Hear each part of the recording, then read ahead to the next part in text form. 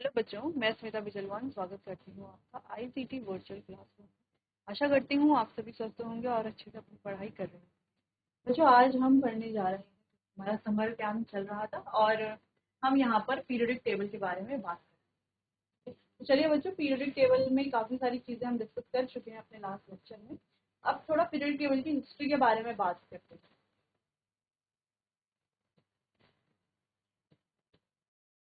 चलिए, तो हम लास्ट लेक्चर में बात कर रहे थे कि एलिमेंट को क्लासिफाई क्यों किया जाता है, क्लासिफिकेशन क्यों करते हैं। तो ये हमने देख लिया था कि सिमिलर प्रॉपर्टीज वाले एलिमेंट को अगर हम ग्रुप करेंगे तो उनकी स्टडी जो है हमारे लिए इजी हो जाएगी। दूसरा, हमारा टाइम भी है, काफी ज्यादा टाइम भी वेस्ट होने से बच जाएगा। ठीक है। फिर हमने बात की थी एंटनी लेवोइसियर की। ठीक है, तो हमने यहाँ पर देखा कि इन्होंने एलिमेंट को क्लासिफाई किया मेटल और नॉन मेटल, जो कि इनफ क्लासिफिकेशन नहीं था। इनफ नहीं था, क्यों नहीं था? क्योंकि मेटल्स और नॉन मेटल्स तो है, लेकिन मेटलॉइड्स के लिए कोई जगह नहीं। और मेटल्स और नॉन मेटल्स में ही केवल हम क्लासिफिकेशन नहीं कर सकते। ठीक है। बाकी मेटल्स और नॉन मेटल्स प्रॉपर्टीज तो आपको पता ही है कि मेटल की क्या प्रॉपर्टी होती है। मेटल लस्ट्रस होते हैं, शाइनी होते हैं, good conductor of heat and electricity होते हैं, डक्टाइल होते हैं, मैलिएबल होते हैं, सोनरस होते हैं, हाई डेंसिटी होती है, हाई टेंसाइल स्ट्रेंथ होती है, और भी कई प्रॉपर्टीज है। नॉन मेटल की प्रॉपर्टीज मेटल से जस्ट अपोजिट है। हालांकि वहां पर कुछ एक्सेप्शनल केसेस हैं, जैसे आयोडीन की हम बात करें तो वो लस्ट्रस होता है। ठीक है, जबकि नॉन मेटल लस्ट्रस नहीं होती। जैसे ग्रेफाइट है, ग्रेफाइट इलेक्ट्रिसिटी कंडक्ट करता है, जबकि नॉन मेटल इलेक्ट्रिसिटी कंडक्ट नहीं करता। लेकिन ग्रेफाइट एक ऐसा नॉन मेटल है जो इलेक्ट्रिसिटी कंडक्ट करता है। जैसे नॉन मेटल सारे ही सॉफ्ट होते हैं, लेकिन डायमंड एक ऐसा नॉन मेटल है जो हार्डेस्ट सब्सटेंस होता है। ठीक है, होता है या है। फिर हमने बात की थी वुल्फ गैंग डोबरीनियर की। तो जो वुल्फ गैंग डोबरीनियर है, इन्होंने एलिमेंट का क्लासिफिकेशन, यानी कि पहले एलिमेंट का क्लासिफिकेशन किया। इन्होंने ट्रायड्स बनाए, है ना, 3-3 के पेयर्स बनाए और कहा, और इनको रखा गया इंक्रीजिंग एटॉमिक मास के मासेस पे। ठीक है, ट्रायड्स बनाए, 3-3 एलिमेंट के ट्रायड्स बनाए, और कैसे बनाए? इंक्रीजिंग एटॉमिक मास के बेस पर। ठीक है, ऐसे नहीं कि पोटेशियम पहले रख दिया, फिर लिथियम, फिर सोडियम, नहीं, इंक्रीजिंग एटॉमिक मास के बेस पर। ठीक है, इंक्रीजिंग एटॉमिक मास के बेस पर रखा, और जो पहला और आखिरी एलिमेंट है उसकी उसका जो एटॉमिक मास है, उनका एवरेज एटॉमिक मास निकलेगा किसके बराबर? मिडिल वाले के बराबर। ठीक है, तो ये था इनके ट्रायड का लॉ। लॉ ही हम कह सकते हैं। तो a German chemist Dobereiner classified element in the increasing order of their atomic masses. कैसे? Increasing order of their atomic, जैसे आप यहाँ पे देख भी पा रहे हो। ठीक है, इनटू 3 ग्रुप्स कॉल्ड ट्रायड, और 3 ग्रुप्स में, और इन्हें कहा गया ट्रायड। 3 ग्रुप है तो ट्रायड ही कहेंगे। In each triad the atomic mass of the middle element was approximately equal to the average atomic mass of the other 2 element. ठीक है, तो हर एक एलिमेंट में, तो मिडिल एलिमेंट का जो एटॉमिक मास है वो किसके बराबर है? अप्रोक्सीमेटली इक्वल है average atomic mass of the other 2 element. तो अदर 2 एलिमेंट के एवरेज एटॉमिक मास जो हम निकालेंगे वो मिडिल वाले के एटॉमिक मास के अप्रॉक्स आएगा, अप्रोक्सीमेटली इक्वल आएगा। The defect in this classification was that all the known element could not be correctly arranged into triads. तो यहाँ पर अगर हम लिमिटेशन की बात करें, या डिमेरिट की बात करें, या डिफेक्ट की बात करें कि डिफेक्ट क्या आया है यहाँ पर जिससे ये क्लासिफिकेशन आगे कंटिन्यू नहीं हो पाया, तो डिफेक्ट ये आया कि कुछ एलिमेंट्स तो ट्रायड में हो रहे थे, है ना, उनका ट्रायड बनाया जा रहा था, बन रहा था ट्रायड, लेकिन कुछ एलिमेंट ऐसे जो बाद में डिस्कवर भी हुए, वो करेक्टली अरेंज नहीं हो पा रहे थे ट्रायड में। अरेंज तो हो रहे थे, लेकिन उनके एटॉमिक मास के अकॉर्डिंग वो अरेंज नहीं हो रहे थे। ऐसा हो रहा था कि पहले और तीसरे का जब हम एवरेज एटॉमिक मास निकालेंगे तो वो मिडिल वाले के एटॉमिक मास के बराबर नहीं आ रहा। ठीक है, तो ये पढ़ा। फिर आए न्यूलैंड, जिन्होंने दिया अपना न्यूलैंड लॉ ऑफ ऑक्टेव। अब ये इनको म्यूजिक बहुत पसंद था, तो इन्होंने केमिस्ट्री और म्यूजिक दोनों को मिला, और इन्होंने जो म्यूजिक के जो नोट्स होते हैं, ऑक्टेव्स होते हैं, सा रे गा मा पा धा नी सा, ठीक है, तो इसके इन पर क्या करा? इनके अकॉर्डिंग एलिमेंट्स को प्लेस किया, जैसे कि हम यहाँ पर देख सकते हैं, और कहा कि जो पहला एलिमेंट है और जो एवरी 8th एलिमेंट होगा उसकी प्रॉपर्टी रिजेंबल करेगी। तो ऐसा हो भी रहा था। कि पहले एलिमेंट और जो एवरी एट एलिमेंट था उसकी प्रॉपर्टी रिजेंबल कर रही थी, लेकिन धीरे धीरे नए नए एलिमेंट्स की डिस्कवरी हुई और वो एलिमेंट जो है यहाँ पर सही से इस ऑक्टेव के लॉ को फॉलो नहीं कर पाए। फर्स्ट एलिमेंट और जो एट्थ एलिमेंट है उनकी प्रॉपर्टी लास्ट में रिजेंबल नहीं कर रही थी, कई सारे एलिमेंट में ऐसा हो रहा था। ठीक है, क्लासिफाइड द एलिमेंट, उस समय 56 एलिमेंट से, इन the increasing order of their atomic masses into groups of 8 element, 8 element के ग्रुप में, जिन्हें कहा गया ऑक्टेव। अब डिफेक्ट क्या था? All the known elements and the element discovered letter could not be correctly arranged into Octave. तो जो नोन एलिमेंट्स थे या जो एलिमेंट डिस्कवर भी हुए वो करेक्टली ऑक्टेव के अकॉर्डिंग अरेंज नहीं हो पाए। Some element having different property were placed in the same rows like cobalt and nickel। तो कुछ एलिमेंट ऐसे थे जिनकी प्रॉपर्टी सेम थी लेकिन वो बिल्कुल ही अलग रो में क्या कर दिए गए? प्लेस कर दिए गए। और कुछ जो है वो सेम रो में, जैसे कोबाल्ट और निकल है तो इन्हें सेम रो में प्लेस कर दिया गया। Having different property were placed along with fluorine, chlorine and bromine. जैसे कोबाल्ट और निकल दोनों हम जानते हैं, अभी तक हम डी ब्लॉक, एफ ब्लॉक पढ़ चुके हैं, पी ब्लॉक भी पढ़ चुके हैं थोड़ा बहुत। तो हमने देखा है कि डी ब्लॉक के एलिमेंट है, इनकी प्रॉपर्टी लगभग सेम है। तो इनको प्लेस कर दिया गया फ्लोरीन, क्लोरीन जो कि हमारे हैलोजन है, हैलोजन के साथ प्लेस कर दिया गया, जिनकी प्रॉपर्टी इनकी प्रॉपर्टी से बिल्कुल ही अलग है। ऊपर से ये मेटल्स हैं और ये नॉन मेटल्स हैं। ठीक है, तो बिल्कुल ही अलग जगह पर प्लेस करने के कारण भी ये जो लॉ है वो ज्यादा नहीं चल पा रहा। ठीक है, ये इसके कुछ डिफेक्ट थे कि अलग एलिमेंट को प्लेस कर दिया। फिर अगर हम बात करें आयरन, अब आयरन, कोबाल्ट और निकल इनकी प्रॉपर्टी रिजेंबल करते हैं, लेकिन आयरन को बिल्कुल ही अलग जगह रख दिया गया और कोबाल्ट और निकल को भी बिल्कुल अलग जगह रख दिया गया। ठीक है, तो ये कुछ डिफेक्ट थे न्यूलैंड्स लॉ ऑफ ऑक्टेव में, जिस वजह से ये आगे नहीं चल। ठीक है, नोट कीजिए इतना। आगे बढ़ते हैं। तो लास्ट लेक्चर में हम मेंडलीव पीरियोडिक टेबल के बारे में बात कर रहे थे। तो इन्होंने क्या कहा था कि chemical property of element are periodic function of their atomic masses and atomic weight. ठीक है, तो केमिकल प्रॉपर्टी ऑफ एलिमेंट किसका पीरियोडिक फंक्शन है? Of their atomic mass. किसका? Atomic mass. अभी तक जो दो साइंटिस्ट जिन्होंने पीरियोडिक टेबल का क्लासिफिकेशन कर रहे थे उन्होंने भी किसके बेसिस पर किया? एटॉमिक मास के बेसिस पर। ठीक, उस समय लगभग 63 एलिमेंट्स नोन थे जिनका क्लासिफिकेशन मेंडलीव, दिमित्री मेंडलीव ने किया। ठीक है, चलिए, तो इनका क्या कहना था? थोड़ा बहुत इस टेबल को हमने अपने लास्ट लेक्चर में देख लिया था, थोड़ा रिवाइज कर लेते हैं। 6 हॉरिजॉन्टल रोज हैं जिनको पीरियड कहा जा रहा है, 8 वर्टिकल कॉलम है जिनको ग्रुप कहा जा रहा है। 1 to 7 had 2 sub groups called A and B. 2 sub group हैं, ए और बी, देख पा रहे हैं आप, ए और B. Element having similar property were placed in the same group. जिन एलिमेंट की प्रॉपर्टी सिमिलर है उन्हें सेम ग्रुप में रखा गया, जो कि करना ही था, है ना, सिमिलर प्रॉपर्टीज वालों को एक ही ग्रुप में रखना था। There are some space left vacant in the table accommodate the element we discovered in future. तो कुछ स्पेस भी यहाँ पर छोड़ दिए गए जो आपको दिख रहे हैं, ताकि फ्यूचर में कोई एलिमेंट डिस्कवर होता है उनकी प्रॉपर्टी यहाँ पर रिजेंबल करती है तो यहीं पर उनको प्लेस कर दिया जाएगा। There were separate column left for inert gases। और inert gases के लिए भी यहाँ पर आप देख सकते हैं, inert gases के लिए भी ये 0 सेपरेट कॉलम यहाँ पर छोड़ दिया। तो ये थी मेंडलीव की पीरियड टेबल। अगर हम इस तरीके से देखें, ये हो गए हमारे पीरियड्स, ये हो गए हमारे सारे ग्रुप्स। ठीक है, इस तरीके से। अच्छा, जो हम मॉडर्न पीरियडिक टेबल देखते हैं वहां पर भी कुछ कुछ चीजें तो आपको ऐसे देखने को मिल रही हैं जो लगभग मॉडर्न पीरियडिक टेबल में भी सेम सेम, क्योंकि मॉडर्न पीरियडिक टेबल हम सभी जानते हैं, क्योंकि हमने इसकी सारी टॉपिक जब हम क्लास कर, जब हम सिलेबस जहाँ पर पढ़ते हैं वहाँ पर काफ़ी सारी चीज़ें हमने डिस्कस की हुई हैं। तो मॉडर्न पीरियडिक टेबल आप अच्छे से जानते हैं। ठीक है, तो बात करते हैं एडवांटेजेस क्या थे मेंडलीव के पीरियडिक टेबल। तो इंपॉर्टेंट पॉइंट भी है, elements were classified on a more fundamental basis of their atomic mass and property. ठीक है, स्पेसेस वर लेफ्ट वेकेंट, ये हमने बात कर ली, स्पेस रखे गए थे। It could predict the properties of the element which helped in the discovery of new element। ये इन्होंने क्या किया था, जो डिस्कवर होने वाले एलिमेंट है उनकी प्रॉपर्टी पहले से प्रिडिक्ट भी कर दी थी। ठीक है, inert gas element discover later could be placed in a separate group, जो कि हमने देखा जिसके लिए सेपरेट जगह छोड़ दी गई थी, तो सेपरेट ग्रुप में उनको रख दिया गया इनर्ट गैसेस को। Correction of faulty atomic weight, Mendeleev corrected atomic weight of beryllium 9 from 13.5, 9 from 13.5। तो इन्होंने क्या किया, एटॉमिक वेट में भी करेक्शन की, करेक्ट किया एटॉमिक वेट। तो ये थे इनके कुछ एडवांटेजेस, नोट कीजिए इतना।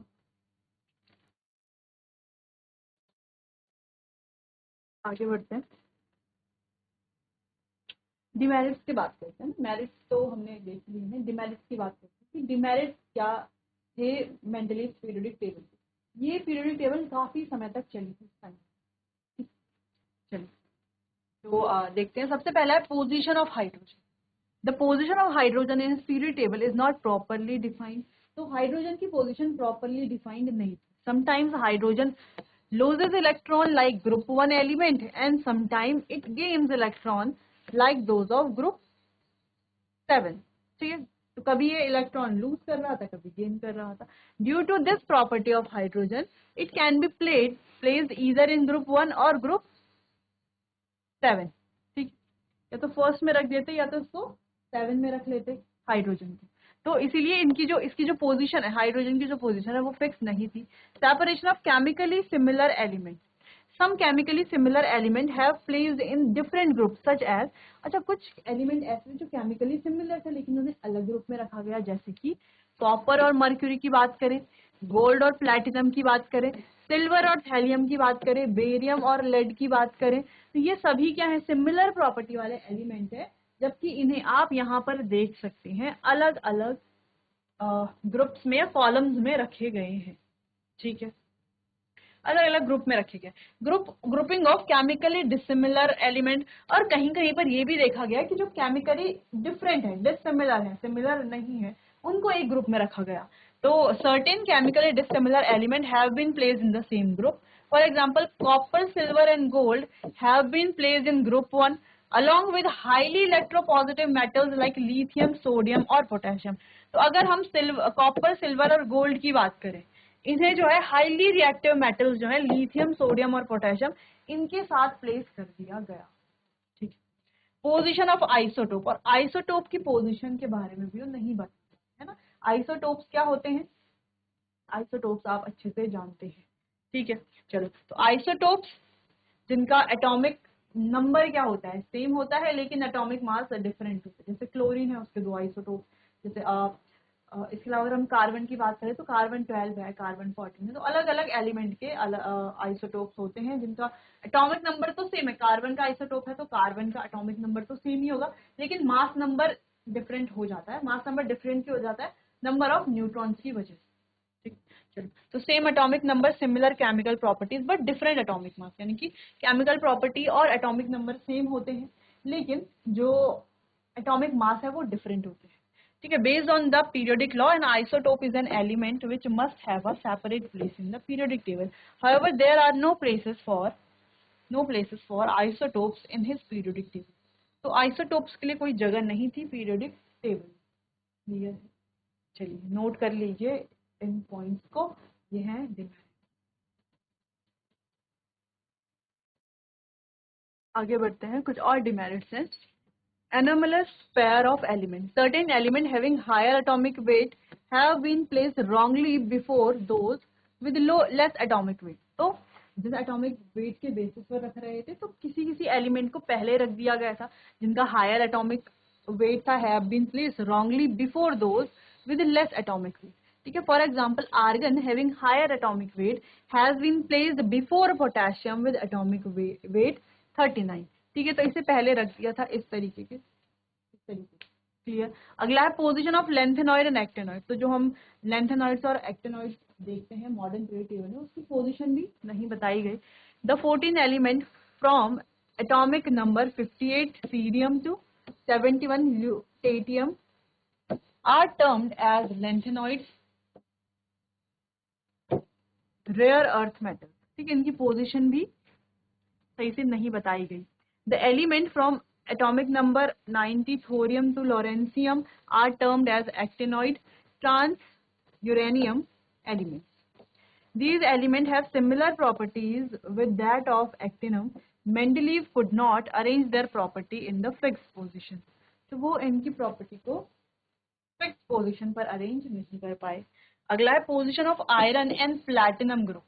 तो Mendeleev did not justify further division of group 1 to 7 into 2 subgroups A and B and 3 division of group 8।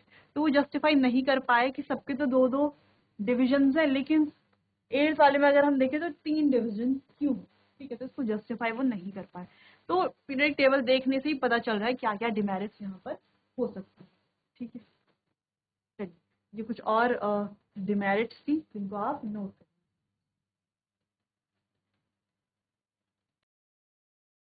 चलिए आगे बढ़ते हैं, बात करते हैं मॉडर्न पीरियडिक टेबल। ठीक है, जो मॉडर्न पीरियडिक टेबल है वो दी गई थी हेनरी मोजले द्वारा। अच्छा, तो अभी तक हमने कौन कौन से पीरियडिक टेबल के बारे में बात की थी। सबसे पहले हमने देखा कि मेटल्स और नॉन मेटल्स में क्लासिफिकेशन किया गया, फिर हमने देखा कि जो ट्रायड्स बनाए गए, फिर हमने देखा कि ऑक्टेव बनाए गए, फिर हमने देखा मेंडलीव्स पीरियडिक टेबल। अब आती है हमारे पास मॉडर्न पीरियडिक लॉ या मॉडर्न पीरियडिक टेबल जो दी गई हेनरी मोजले के द्वारा। इन ऑर्डर टू रिमूव, अच्छा एक और चीज आपको ध्यान रखनी, अभी तक जो भी हमने पीरियडिक टेबल देखी वहां पर किसके अकॉर्डिंग क्लासिफिकेशन किया जा रहा था, एटॉमिक मास के अकॉर्डिंग। लेकिन अगर आप यहाँ पर ध्यान से देखिए, चलिए देखते हैं, in order to remove demerits of previously discovered Mendeleev's classification of elements, a British physicist Henry Moseley in 1913 classified element on the basis of increasing order of atomic number। तो उन्होंने कैसे क्लासिफिकेशन किया, increasing order of their atomic number। It states that physical and chemical properties of element are periodic function of their atomic number। ठीक है, कि किसका periodic function है, उनके एटॉमिक नंबर का, जबकि मेंडलीव पीरियोडिक टेबल क्या कहती थी, एटॉमिक मास का पीरियोडिक फंक्शन। ठीक है, क्लियर है, इतना समझ में आया। तो पहली चीज एटॉमिक नंबर, यहाँ पर जो है इन्होंने क्या किया कि एटॉमिक नंबर के बेसिस पर जो है वो पीरियोडिक टेबल बना। क्लियर, नोट कीजिए इतना। आगे बढ़ते हैं, तो चलिए मॉडर्न पीरियोडिक टेबल के फीचर्स के बारे में बात करते हैं। इस तरीके से मॉडर्न पीरियोडिक टेबल है। The table, the elements are arranged based on their increasing atomic number. पहला पॉइंट, एलिमेंट्स कैसे अरेंज है, on the basis of their increasing atomic number। There are 7 periods and 18 groups in the table। तो जो कि हमने सबसे पहले जब चैप्टर स्टार्ट किया था वहां पर भी डिस्कस किया था कि 7 पीरियड हैं और 18 ग्रुप्स हैं। ठीक है, the inert gases helium, neon, argon etcetera are kept in the 0 group at the extreme right of the table. तो जो हमारी नोबल गैसेज है उन्हें यहाँ पर रखा गया है एक्सट्रीम राइट में। ठीक है, अलग से। Lanthanides and actinoids are kept below, separate from main body of table। Lanthanoid और actinoids को अलग से रखा गया है, जो मेन बॉडी है टेबल की उससे अलग से रखा गया है। क्यों रखा गया है, इसके ऊपर भी क्वेश्चन आता है, इसको हम आगे देखेंगे। वैसे हम पहले भी इस क्वेश्चन को डिस्कस कर चुके हैं। ठीक है, अगर आपको याद होगा, नहीं याद है तो आगे हम इसको डिस्कस करेंगे प्रॉपरली। ठीक है, चलिए तो फिलहाल इन पॉइंट्स को आप नोट कर लीजिए।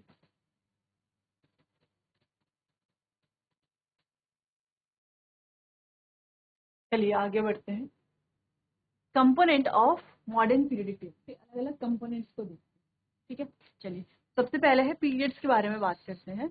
Modern period table contain horizontal rows called period. तो हॉरिजॉन्टल रोज जिनको पीरियड हम कहते हैं।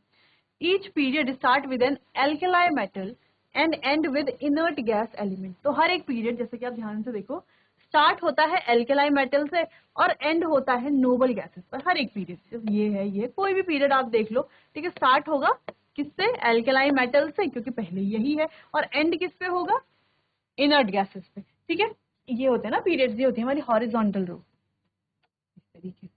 क्लियर है, चलिए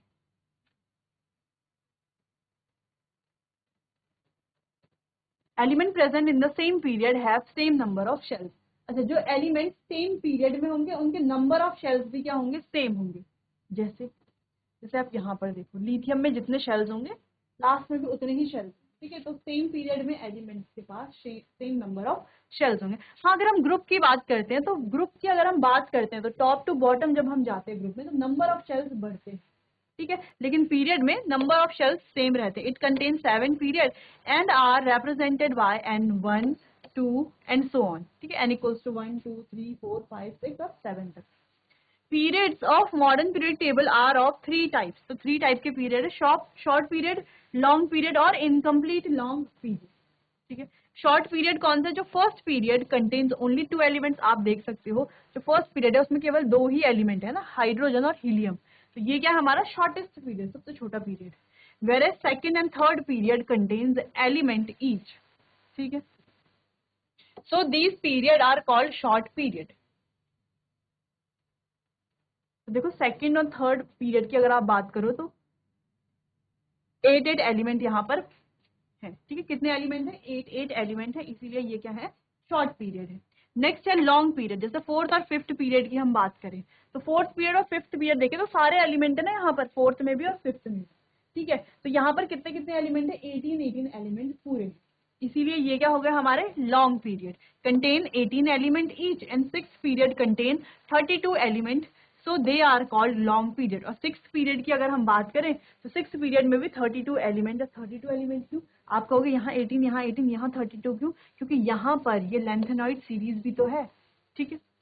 नेक्स्ट हमारा इनकम्प्लीट पीरियड, सेवेंथ पीरियड, क्योंकि यहाँ पर आप देख सकते हो कुछ कुछ एलिमेंट अभी डिस्कवर नहीं हुए थे। Contain 30 element and some gap left for the element which will be discovered in the future, so it is called incomplete long period. यहाँ पर थोड़ा गैप भी छोड़ दिया गया था, जो एलिमेंट जो है जो फ्यूचर में डिस्कवर होंगे उनके, ठीक है। चलिए क्लियर, पीरियड का समझ में आ गया कैसे हमने इनको 3 पीरियड में बांटा, शॉर्ट पीरियड, लॉन्ग पीरियड और इनकम्प्लीट लॉन्ग पीरियड है। लॉन्ग पीरियड क्योंकि वहां पर भी क्या एक्टिनॉइड सीरीज। क्लियर, नोट कर लीजिए इतना।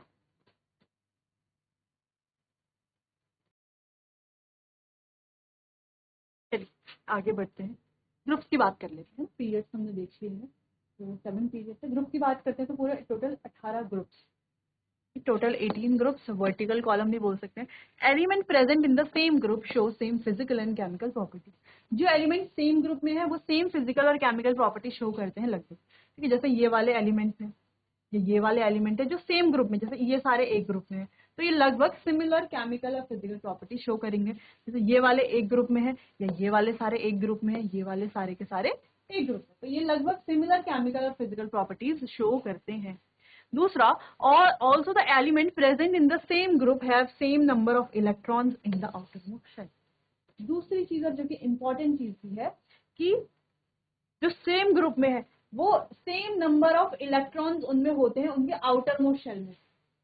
सेम नंबर ऑफ इलेक्ट्रॉन पूरे में नहीं, ऐसा थोड़ी ना है कि ऐसा थोड़ी ना होगा कि फ्लोरीन और क्लोरीन में सेम इलेक्ट्रॉन, नहीं, फ्लोरीन में क्या है टोटल 9 इलेक्ट्रॉन है, क्लोरीन में क्या है टोटल 17 इलेक्ट्रॉन है। लेकिन अगर हम बात करें इनके आउटर मोस्ट शेल की तो आउटर मोस्ट शेल में सेम इलेक्ट्रॉन्स होते हैं, ठीक है। वो यहाँ पर क्या कहा गया है कि also the element present in the same group have same number of electron in the outer most shell. तो जो सबसे बाहर वाला शेल होगा उसमें सेम नंबर ऑफ इलेक्ट्रॉन्स होंगे।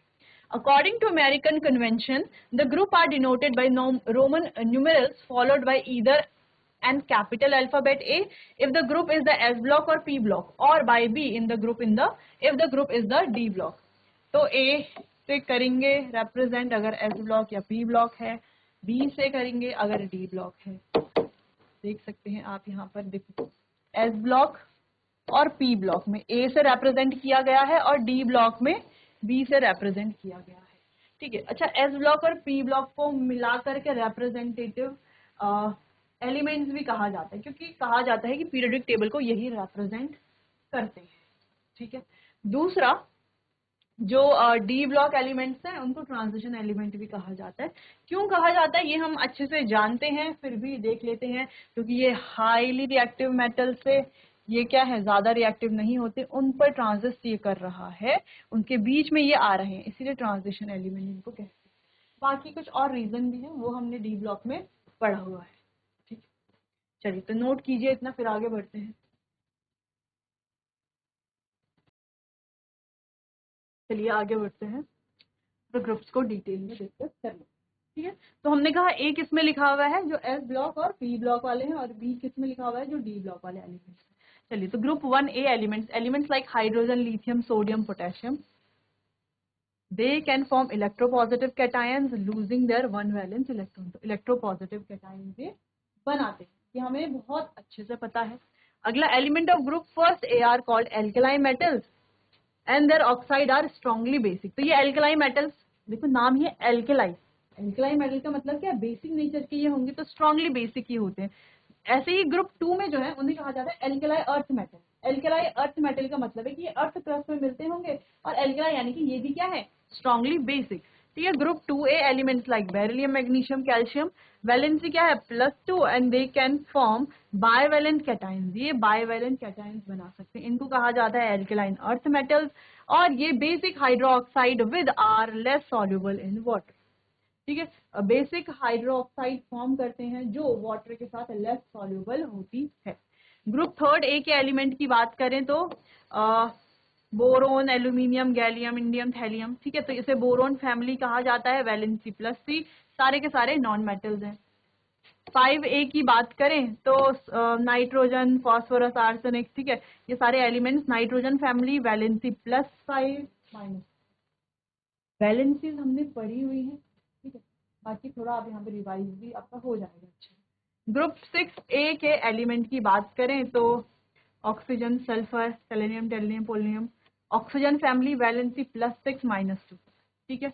ग्रुप 4A के एलिमेंट की बात करें कार्बन, सिलिकॉन, जर्मेनियम, ठीक है, इसे कहा जाता है कार्बन फैमिली और वैलेंसी +4। 7A के एलिमेंट की बात करें तो fluorine, chlorine, bromine, iodine, halogen family, valency +7 -1। Group 8A के एलिमेंट्स की बात करें helium, neon, argon, krypton, xenon, 0 group या इनर्ट ग्रुप गैस कहा जाता है और वैलेंसी क्या है 0 है। बाकी वैलेंसी आप निकाल लेंगे कि वैलेंसी निकालना तो काफी इजी है, ठीक है, तो वैलेंसी आप निकाल लेंगे आसानी से, बहुत इजी है। जो ग्रुप है ग्रुप के अकॉर्डिंग भी आप निकाल सकते हैं, ठीक है। चलिए, क्लियर है, इतना समझ में आया, नोट कीजिए। चलिए बच्चों, आज के लिए बस इतना ही, बाकी इसी को आगे कंटिन्यू करेंगे हम अपने आने वाले सेशन में। तब तक के लिए आपका बहुत बहुत धन्यवाद।